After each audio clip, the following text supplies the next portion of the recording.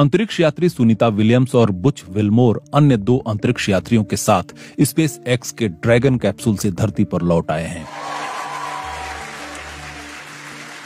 बीते साल जून में महज 8 दिनों के लिए अंतर्राष्ट्रीय स्पेस स्टेशन पर गए ये दोनों एस्ट्रोनॉट 9 महीने बाद लौट पाए हैं। बोइंग का जो स्टारलाइनर यान उन्हें वापस धरती पर लाने वाला था वो खराब हो गया था, इसलिए उन्हें इतना लंबा इंतजार करना पड़ा। उन्हें आखिरकार एलन मस्क की कंपनी स्पेस एक्स का ड्रैगन कैप्सूल फ्लोरिडा के तट पर सुरक्षित रूप से उतारा। इंटरनेशनल स्पेस स्टेशन से अनडॉक होने के बाद यान को धरती पर पहुंचने में 17 घंटों का लंबा वक्त लगा। जानिए कैसी थी ये यात्रा और कैप्सूल के स्प्लैश डाउन करने के बाद क्या क्या हुआ। पैराशूट खुला और फिर स्प्लैश डाउन। भारतीय समय अनुसार बुधवार तड़के 3:27 पर 4 अंतरिक्ष यात्रियों को लाने वाला कैप्सूल फ्लोरिडा के तट के पास समंदर में उतरा। समंदर के सतह पर आने के बाद कंट्रोल सेंटर की ओर से अंतरिक्ष यात्रियों का स्वागत करते हुए कहा गया, निक, एलेक, बुच, सुनी, स्पेस एक्स की ओर से घर वापस आने का स्वागत है। कमांडर निक हेग ने खुशी जाहिर करते हुए जवाब दिया, कैप्सूल में सभी के चेहरे पर मुस्कुराहट है। स्प्लैश डाउन से ठीक पहले क्या हुआ? पृथ्वी के वायुमंडल में प्रवेश करते समय ड्रैगन कैप्सूल की रफ्तार 17,000 मील प्रति घंटा थी, जिसे कुछ मिनटों के अंतराल पर तेजी से धीमा किया गया। 2000 डिग्री का तापमान और हीट शील्ड, कितना खतरनाक था यह सफर।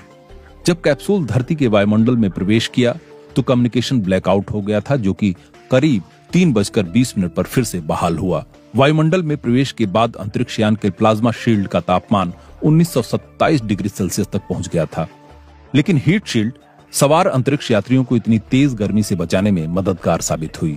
करीब 3:21 पर अंतरिक्ष यान ऑटोनोमस यानी स्वचालित हो गया था, यानी अंतरिक्ष यात्री इसे नियंत्रित नहीं कर रहे थे। इस दौरान उनके सामने लगे टच स्क्रीन पर वे सारी गतिविधियों को देख पा रहे थे। करीब 3:24 पर पहले ड्रैगन कैप्सूल के 2 पैराशूट खुले, जिससे इसकी रफ्तार और धीमी हो गई। इस दौरान एक जोर का झटका लगा और कैप्सूल की रफ्तार और धीमी हो गई। इसके बाद 2 और पैराशूट खुले। समंदर में उतरने के बाद क्या हुआ? जिस समय कैप्सूल समंदर में उतरा उसके ठीक बाद ही पानी में कैप्सूल के चारों ओर डॉल्फिन चक्कर लगाती हुई तैरती दिखीं। मौके पर मौजूद रिकवरी टीम फास्ट बोट से कैप्सूल तक पहुंची और पहले सुरक्षा का जायजा लिया और फिर पैराशूट को हटाया। इसके बाद स्पेस एक्स का रिकवरी पोत पहुंचा, जो कि लैंडिंग साइट से 2 मील की दूरी पर रुका हुआ था। जिस समय अंतरिक्ष यान की वापसी हो रही थी, आसमान पूरी तरह साफ और नीला था। इसके बाद रस्सियों के सहारे कैप्सूल को सुरक्षा नाव में लाया गया। जब कैप्सूल का हैच खुला, ड्रैगन का साइड हैच खुला और सारी दुनिया अंतरिक्ष यात्रियों की झलक पाने का इंतजार करने लगी। इसके बाद नासा की लाइव तस्वीरों के जरिए दुनिया भर में लोगों ने सुनीता विलियम्स और उनके साथियों को बाहर निकलते देखा।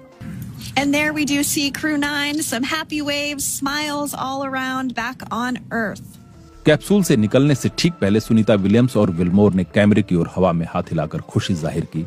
अंतरिक्ष में करीब 286 दिन बिताने के बाद सुनीता विलियम्स और बुच विल्मोर ने धरती पर ताजा हवा में सांस ली। करीब 9 महीने तक इंटरनेशनल स्पेस स्टेशन पर रहते हुए इन दोनों यात्रियों ने हर दिन 16 बार सूर्योदय और सूर्यास्त देखा और अंदाजा लगाया जा सकता है कि इससे तालमेल बिठाना उनके लिए कितना चुनौतीपूर्ण रहा होगा। अंतरिक्ष यात्रियों की सेहत कैसी है? नासा के कॉमर्शियल क्रू प्रोग्राम के मैनेजर स्टीव स्टिच ने बताया कि अंतरिक्ष यात्रियों की सेहत ठीक है। उन्होंने कहा कि अंतरिक्ष यात्री कुछ समय के लिए रिकवरी शिप पर रहेंगे और फिर उन्हें ह्यूस्टन ले जाया जाएगा। उन्होंने अपनी टीम का शुक्रिया अदा किया और नासा की जरूरतों के मुताबिक खुद को ढालने के लिए अमेरिकी अरबपति एलन मस्क की कंपनी स्पेस एक्स की तारीफ की। हालांकि अंतरिक्ष यात्रियों का मेडिकल चेकअप किया जा रहा है और जब यह प्रक्रिया पूरी हो जाएगी, इसके बाद परिवार से मिलने की इजाजत मिलेगी। NASA space operation mission directors के डिप्टी एसोसिएट एडमिनिस्ट्रेटर्स जोएल मोंटाल्बानो ने कहा कि सुनी और बुच ने आईएसएस पर रहते हुए 900 घंटों तक का रिसर्च किया है और इस दौरान 150 वैज्ञानिक प्रयोग